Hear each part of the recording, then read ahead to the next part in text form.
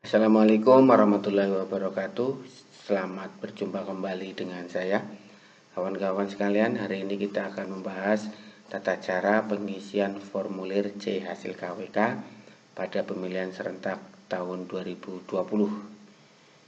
Sebelum dimulai, jangan lupa untuk mensubscribe channel ini supaya bisa berkembang. Baik, kita mulai saja kawan-kawan. Bismillahirrahmanirrahim. Sebelum kita mulai pengisian, ada baiknya kita mengingat kembali apa yang dimaksud pemilih.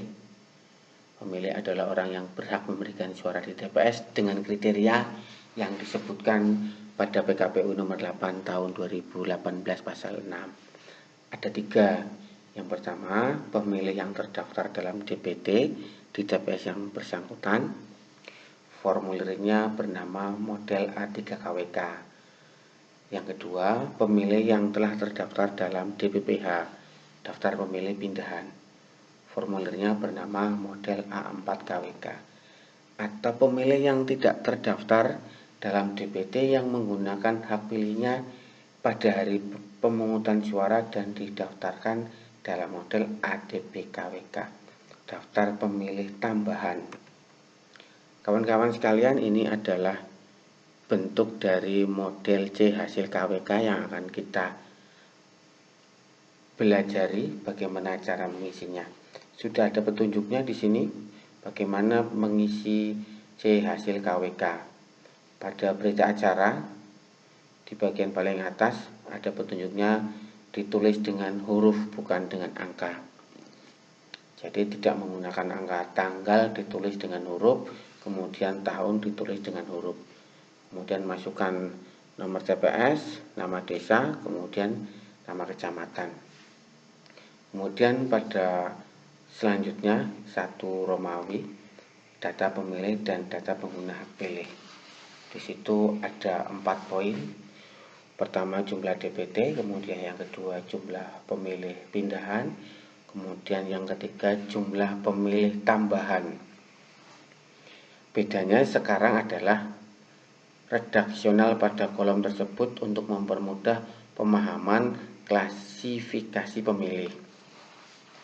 Kemudian pada kolom angka, silakan dituliskan tanda silang pada kotak pertama jika angka puluhan. Ini yang kedua. Pengguna hak pilih 1 jumlah pemilih dalam DPT, berapa yang menggunakan laki-laki dan perempuan. Kemudian 2 jumlah pemilih pindahan, berapa yang menggunakan hak suaranya. Kemudian yang ketiga jumlah pemilih tambahan, berapa yang menggunakan hak suaranya. Kemudian yang keempat jumlah dari 1, 2, dan 3. Kemudian ada lagi data disabilitas, jumlah disabilitas, kemudian jumlah seluruh disabilitas yang menggunakan hak pilih. Jangan lupa untuk menuliskan tanda silang pada kotak pertama jika angka puluhan. Kemudian yang 3 Romawi, data penggunaan surat suara. Poin 1,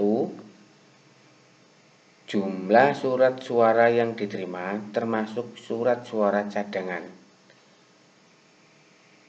sama dengan hasil penjumlahan pada 32, 33, dan 34. Perhatikan rumus perhitungan untuk data pengguna surat suara. Hitunglah surat suara yang diterima, pastikan penjumlahannya sesuai. Kemudian yang kedua, jumlah surat yang dikembalikan oleh pemilih karena rusak.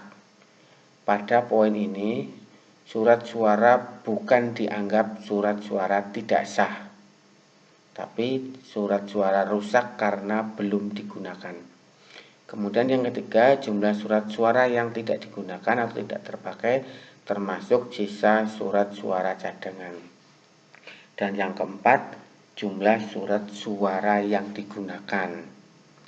Jangan lupa untuk menuliskan tanda silang pada kotak pertama jika angkanya puluhan.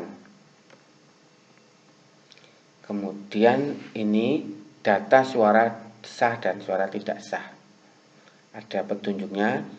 Berikan garis menyilang secara diagonal yang menyambungkan sudut pada kolom kosong. Pada kolom yang kosong, maka harus dibuat garis menyilang diagonal sudut ketemu sudut. Kemudian, jangan lupa untuk memberikan tanda silang pada kotak pertama jika angka pertama puluhan. Setelah angkanya ditulis, maka di bawahnya ditulis dengan huruf.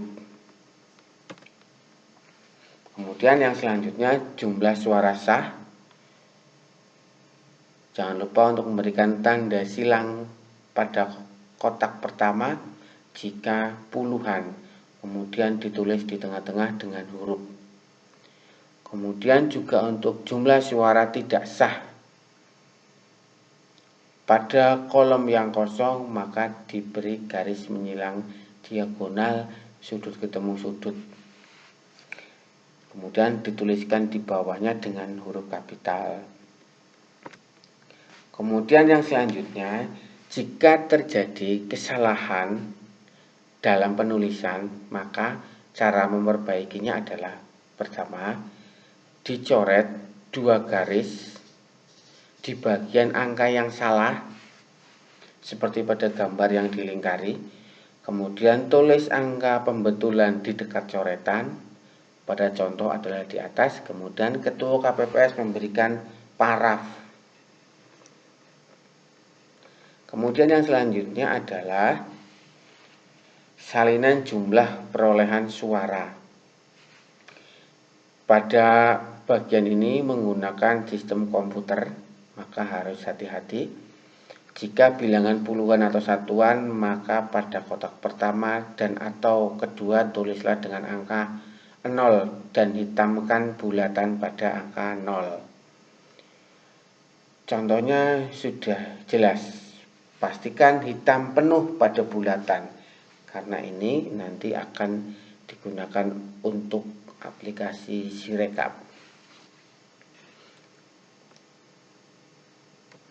Kemudian yang selanjutnya, apabila terjadi kesalahan pada saat memberikan tanda hitam atau pada saat menuliskan angka pada kolom rekap hasil perolehan suara, adalah dengan cara menggunakan alat penghapus tulisan cair atau tip X pada bulatan atau angka yang salah, dan pastikan noda hitam tidak terlihat jelas pada bulatan yang salah. Karena jika masih terlihat hitam maka akan terdeteksi angkanya. Kemudian setelah selesai semua, ditetapkan di nama lokasi, kemudian tanggal, bulan, dan tahun. Kemudian ditandatangani oleh ketua dan anggota KPPS, saksi, dan juga dari PKD. Terima kasih. Itu sekedar pembahasan tentang bagaimana pengisian C hasil KWK. Semoga bermanfaat. Mohon maaf jika kurang berkenan. Wassalamualaikum warahmatullahi wabarakatuh.